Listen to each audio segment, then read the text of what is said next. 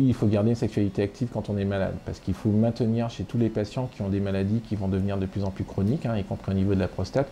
une bonne qualité de vie. De plus, il faut savoir que certaines études ont montré chez les patients atteints de cancer, quel que soit le cancer et quelle que soit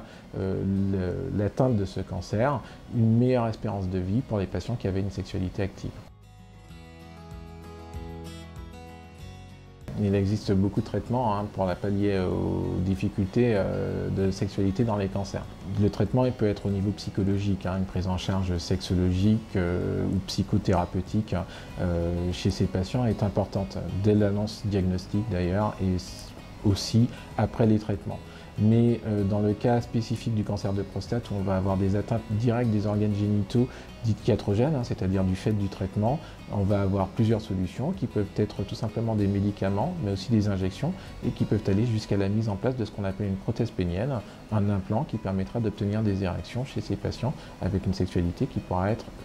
quasiment normale par rapport à celle d'avant.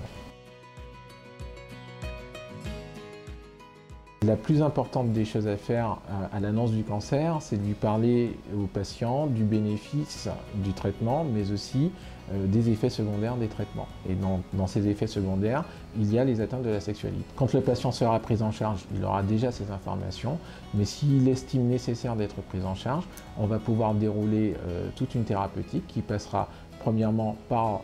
le chirurgien référent, l'oncologue, mais aussi éventuellement par l'andrologue, et ensuite par une sexothérapeute.